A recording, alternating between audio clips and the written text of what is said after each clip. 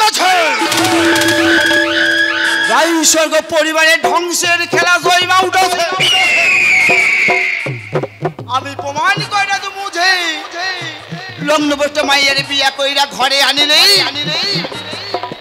সংসারে অমঙ্গল হইবে আর তাই তো কারখানা থেকে 10 লক্ষ টাকার মেশিনটার আমি হাফিজ করা কথাটি শোনা মাত্র বড় সাহেবের হার্ট অ্যাটাক হয়ে যায় 1 মাস হাসপাতালে শুয়ে থাকে আর সেই সুযোগটারে কাজে লাগাইয়া আমি আমার নিজের আকারটারে গুছিয়ে ফেলছি এইবার বৌমণি রে মনে সীতাটারে বনবাসে পাঠাইলে আমার কাম শেষ আর কোন মানা কেন পর তো নই আমি হইলাম গিয়া কর্তা বাবুর আপন মাস্টার ভাইয়ের আপন বোনের আপন ননদের আপন পোলা ছোটবেলা থেকে এই বাড়ি নুন আমি খাইতাম নুন না হারামি হইতে পারুম না বিভীষণ কাকা দেখি তুমি এখানে আর আমি তোমাকে সারা বাড়ি খুঁজে বেড়াচ্ছি যাও ছোট বাবুর জন্য খাবারটা নিয়ে এসে যাইতাছি বৌমণি যাইতাছি আজ আমি ভীষণ খুশি কারণ যে বোন আমাকে বিয়ে করতে না বলেছিল সেই বোন আমাকে নিজেই নিতে আসছে আমি প্রমাণ করে দিয়েছি একজন পাগল একটা ভালো মানুষের সঙ্গে থাকবে আবার সুস্থ স্বাভাবিক दुनिया किसी की प्यार से जन्नत से कम नहीं एक दिल रुबा दिल है जो गो फूलों से कम नहीं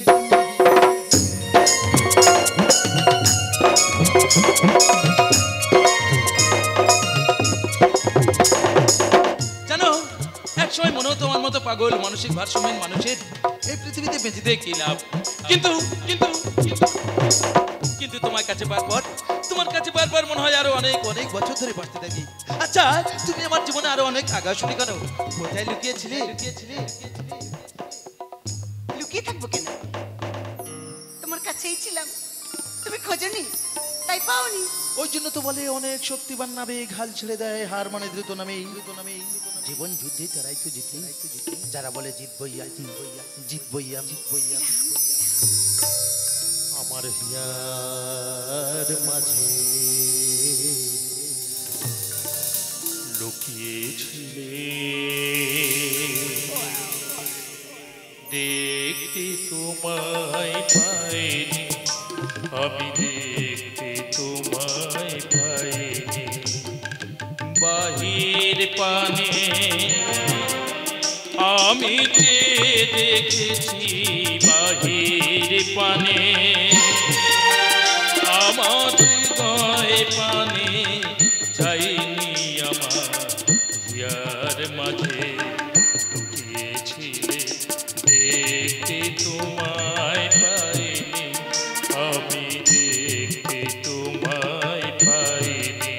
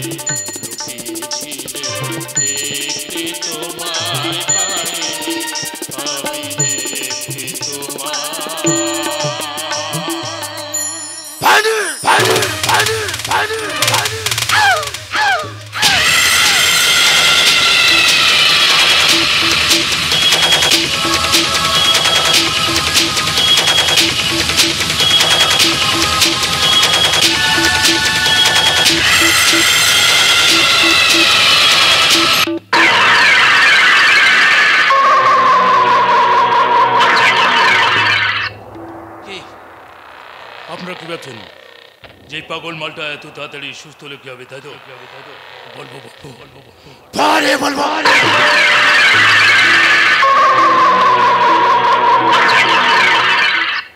আবার অনেকেই ভাবছেন যে পাগল মালটা এত তাড়াতাড়ি এত খারাপ হলে কি হবে? বলবো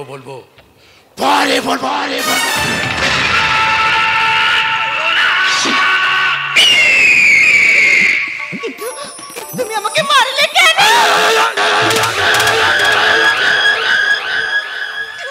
এই প্রশ্নটা তুমি করবে কেন? এই প্রশ্ন তো করবে দর্শক। আর আমি বলবো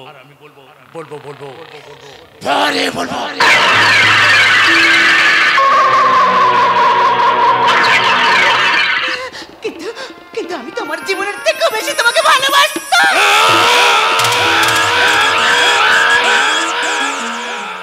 আমার কেউ কোনোদিনও ভালোবাসেনি, কারণ আমি রাম নই, রাবণ।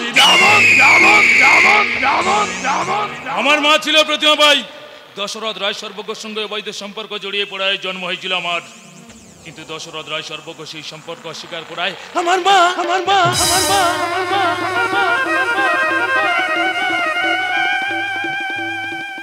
লজ্জায় ঘৃণায় আত্মহত্যা করে। তখন আমার বয়স ছিল 5 বছর। বিভীষণ কাকা আমাকে রেখে আসে এক অনাথ আশ্রমে। আর যেদিন দেখলো এই বাড়ির ছোট ছেলে রামের সঙ্গে আমার চেহারা হুবহু মিল, তখন গাড়ির ব্রেক ফেল করিয়ে রাম এবং রামের মাকে মারতে চাই। রামের মা মারা গেলেও রাম বেঁচে যায়, তবে স্মৃতিশক্তিটা হারিয়ে ফেলে। আর বিয়ের দিন আমি বলরামকে মেরে লাশটা নদীতে ফেলে দিই, যাতে রামের সঙ্গে তোমার বিয়েটা হয়। আর বিয়ের পর আমি রাম সেজে তোমার সাথে সারা জীবন থাকতে পারি।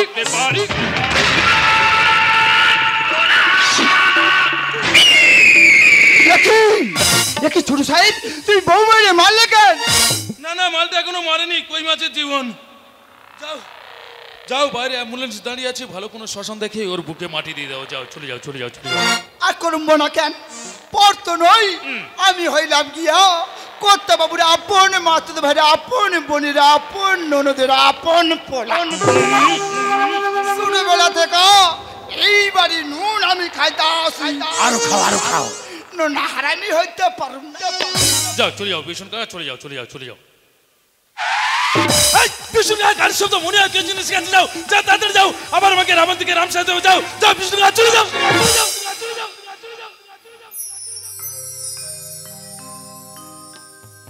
আমার হীরার মাঝে লুকিয়েছিলে, দেখতে তোমায় পাইনি,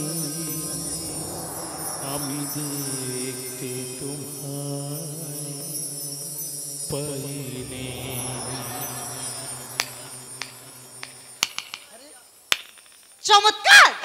চমৎকার গাইলেন জামাই বাবু। আচ্ছা জামাই বাবু, গানটা বুঝি দিদি শেখালো? তোমার দিদি শেখালো, জানো। সেদিন তোমার দিদি যদি আমার বিয়ে না করতো, আজ হয়তো আমি মরেই যেতাম। এভাবে বলো না। আচ্ছা জামাই বাবু, আপনাকে যে সুস্থ করলো, আমার দিদিকে কই দেখতে পাচ্ছি না। এখানে তো রক্ত। এটা কার রক্ত জামাই বাবু? তো দিদি রক্ত। দিদি রক্ত মানে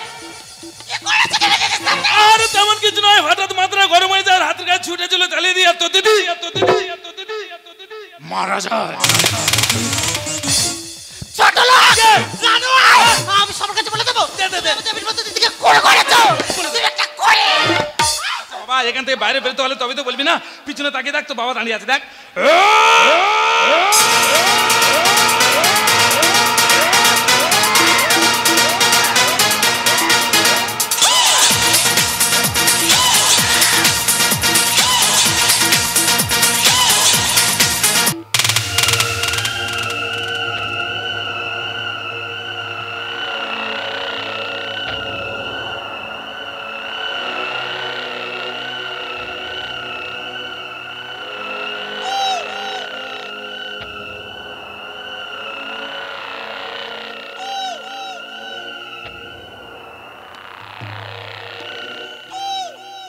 মালটা খেয়ে খেয়ে এত ভারী হয়েছে না, কি আর বলবো। আচ্ছা, প্রথমে দেখে আমার কি মনে হয়েছিল আমি খুব ভালো মানুষ, খুব ভালো মানুষ, তাই না? কোনোদিনও না, একদম না। আচ্ছা, ভালো মানুষ হয়ে কি লাভ? ভালো মানুষ হয়ে কি লাভ? আজ থেকে ভালো মানুষ হয়ে যাবো, কাল থেকে খেতে পাবো না। ভালো মানুষ হয়ে কি লাভ? কত ভালো মানুষ একসাথে করোনার সময় মারা গেল। কত ভালো মানুষের লাশ গঙ্গার জলে ভাসিয়ে দেওয়া হলো। আমি ভালো হয়ে কি করবো? আমি যদি হই গুরু, করোনা বিরাট মহাগুরু। কারণ করোনাই আমার শিখেছে কিভাবে নোটের বান্ডেলকে স্যানিটাইজ করে পকেটে ঢোকাতে হয়। এখানেই প্রগতি শুরু। করোনা বিরাট মহাগুরু। টাকার কোনো জাত হয় না, টাকার কোনো ধর্ম হয় না, মানুষের জাত হয়, মানুষের ধর্ম হয়। এ বলে আল্লাহ, ও বলে রাম। আরে এরা নিজেরাই জানে না আল্লাহ আর রাম মিলে হয়। তবু দেখো প্রতি বছর সাম্প্রদায়িক হানানিতে কত ভালো মানুষ মারা যায়। আমি ভালো হয়ে কি করবো? কত ভালো মানুষ একসাথে বেঁধেছিল ঘর, সবকিছু উড়িয়ে নিয়ে গেল বাবা, আমফান ঝড়। তা আমি ভালো হয়ে কি করবো? আমি ভালো মানুষ হতে চাই না, আমি চাই শুধু টাকা টাকা, মুঠো মুঠো টাকা। টাকার নিচে চাপা থাকবে ভালো মানুষের লাশ, আর তার উপর বানাবো আমি আমার ক্ষমতার প্রাসাদ। এক মিনিট।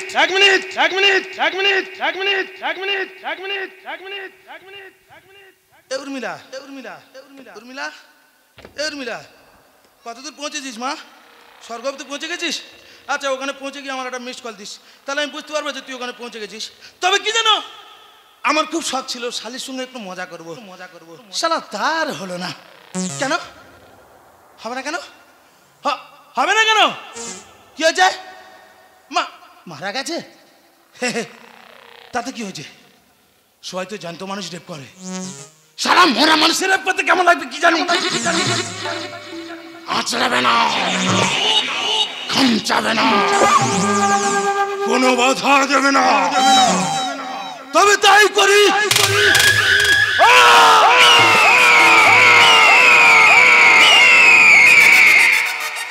কি হয়েছে? খারাপ লাগছে? মঞ্চ থেকেই চোখটা পিছনে করে দেখুন, দেখবেন আপনার এলাকায়, আপনার শহরে, আপনার নগরে, আপনার পাশের বাড়িতে প্রতি বছর, প্রতি মাস, প্রতিদিন, প্রতি সপ্তাহে, প্রতি মুহূর্তে এই সব ঘটনাই ঘটছে। তখন খারাপ লাগে না? তখন প্রতিবাদের ভাষা থাকে না? তাহলে আজ কেন প্রতিবাদ করবেন? যা দেখাবো চুপচাপ বসে দেখবেন।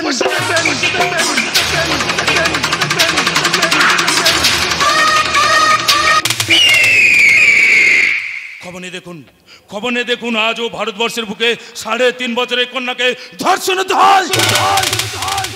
তখন কারো খারাপ লাগে না, শুধু খারাপ লাগে গাজন মঞ্চের সামনে। আরে খবর নিয়ে দেখুন আজও ভারতবর্ষের বুকে 72 বছরের বৃদ্ধা মাকে ধর্ষিত হয়। তখনও কারো খারাপ লাগে না, শুধু খারাপ লাগে গাজন মঞ্চের সামনে। গালিগালা দিতে ইচ্ছা করে গাজন মঞ্চের সামনে। আরে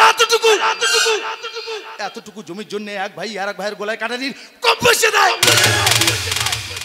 তবু আমাদের খারাপ লাগে না, শুধু খারাপ লাগে গাজন মঞ্চের সামনে। প্রতিবাদ করার ইচ্ছা হয় গাজন মঞ্চের সামনে।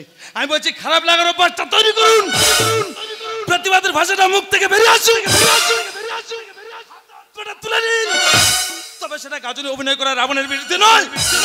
আপনার এলাকায়, আপনার শহরে, আপনার নগরে, আপনার পাশের বাড়িতে যে সমস্ত রাবণরা ঘুরে বেড়াচ্ছে সেই সমস্ত রাবণদের বিরুদ্ধে। তাহলে দেখবেন আমাদের এই ভারতবর্ষটা আবার রাবণ মুক্ত ভারতবর্ষ হবে। রাবণ মুক্ত ভারতবর্ষ। খারাপ লাগছে, যত খারাপ গাজনের সামনে খারাপ। কেলো ভাই, তোমরা সব বন্ধ করে দিয়ে চুপচাপ বসে আছো, কি ব্যাপার? কি হয়েছে? আরে এতক্ষণ তো আমি একটু অভিনয় থেকে বাইরে বেরিয়ে গেছিলাম মানুষকে বোঝানোর জন্য। চলো, আমাদের যা আছে তাই হবে, চলো বাজাও।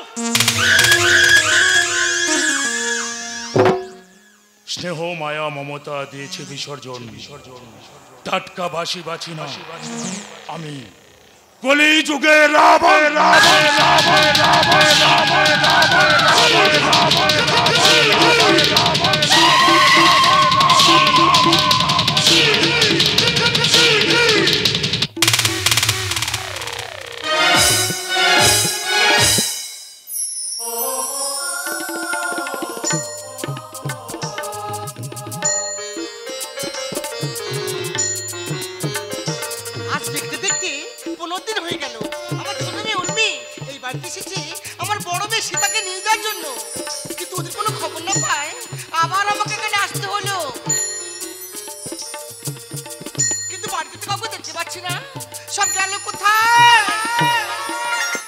কি বিয়ান ভালো আছেন?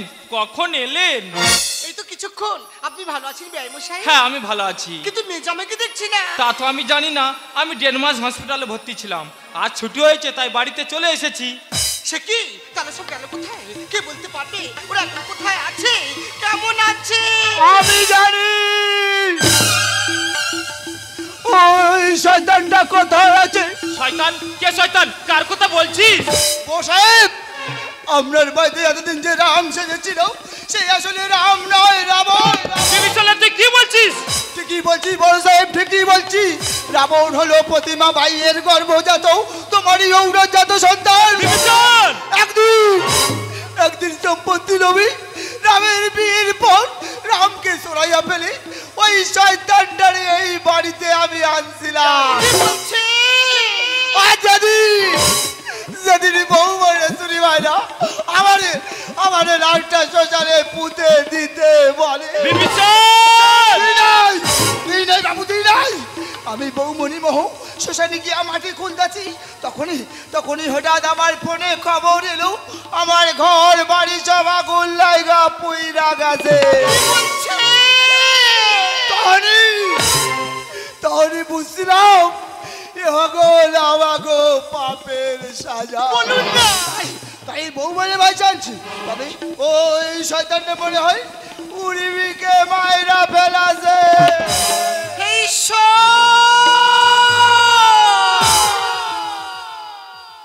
তুমি বলে দাও ঈশ্বর, আমার সীতা এখন কোথায় আছে, কেমন আছে?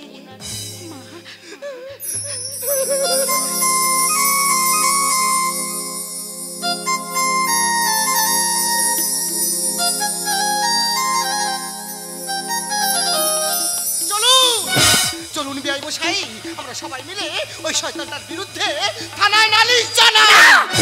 ওই শয়তানটা আমার রামকিশোরী আমার সাথে ভালোবাসার অভিনয় করেছে, ও আমার একমাত্র আদরের বোনকে আমার কাছ থেকে কেড়ে নিয়েছে।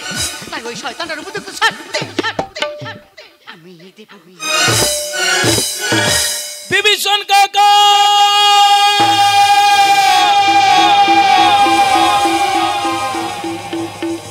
সীতা!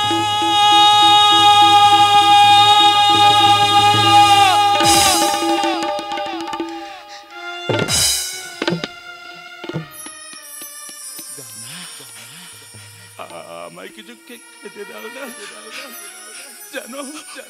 জানো আজ কতদিন হয়ে গেল ওরা আমার পেট ভরে কিছু খেতে দেয়নি। দাও না, এই চিতা দাও না। তুমি আমার সাথে কথা বলছো না কেন? ও বুঝেছি তুমি আমার সাথে কথা বলবে না। এই চিতাই তুমি কি ছবির মতো দাঁড়িয়ে থাকবে? এই চিতাই কথা বলো না। তুমি কি বলি ছবি শুধু পটে লেখা, ওই যে সুদূর নিহারেখা যারা করে আছে আকাশের ওই যারা দিন রাত্রি আলো হাতে চলিয়াছে আধারের যাত্রী গ্রহ তারা। তুমি কি তাদের মতো সত্য?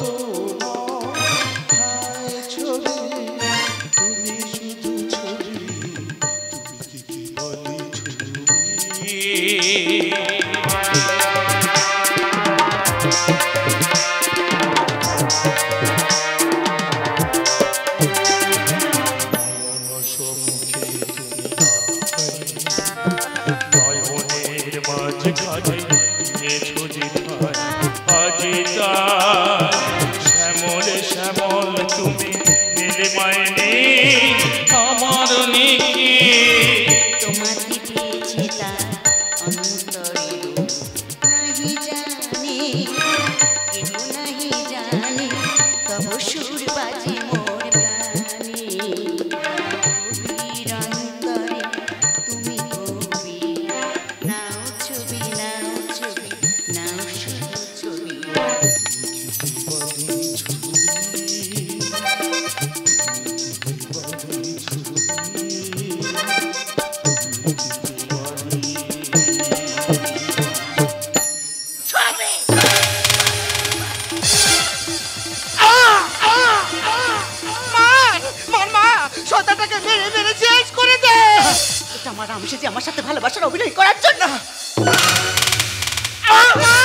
শয়তানটা দেহ মেরে মেরে ক্ষত করে দে।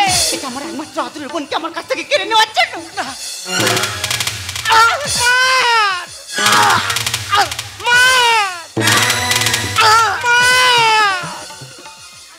কি সীতা দেবী, আপনি রামবাবুকে মারলেন কেন?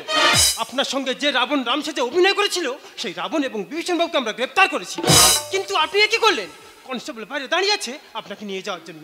You under arrest.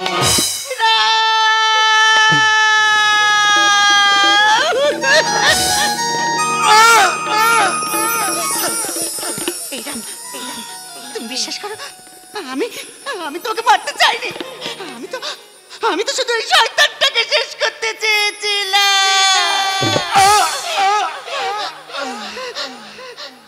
ভালোই তো করেছো, ভালোই তো হলো। এই পৃথিবীতে আমার বলে আর কেউ রইল না। আমি যদি বেঁচে থাকি তোমার বারবার মনে হবে এটা রাম না রাবণ। তোমার বারবার মনে হবে এরকম একটা কুৎসিত চেহারার মানুষ তোমাকে ভালোবেসেছিল। তুমি কোনোদিনও আমায় মন থেকে ভালোবাসতে পারতো না। আর ভালোবাসাহীন এই পৃথিবীতে আমি বাঁচতে চাই। শুধু একদিন ভালোবাসা তুই তার তাও যদি হয় আমি তাই চাই, তাও যদি চাই না বাঁচতে আমি হাজার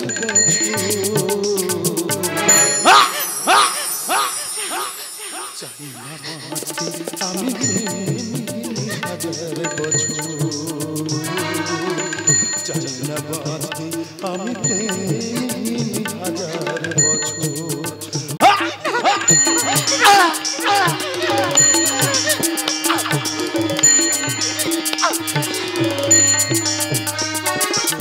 চোখে রোশনি জ্বালা শুধু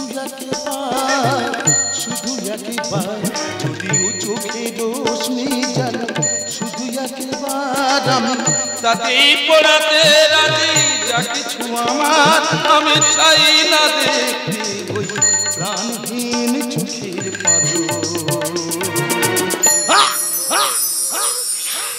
চাই না বাঁচতে হাজার বছর, চাই না বাঁচতে আমি হাজার বছর,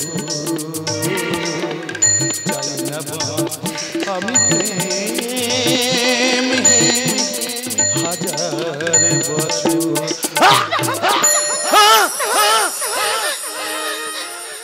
আমি সবাইকে বলে গেলাম আমার মৃত্যুর জন্য কেউ দায়ী নয়।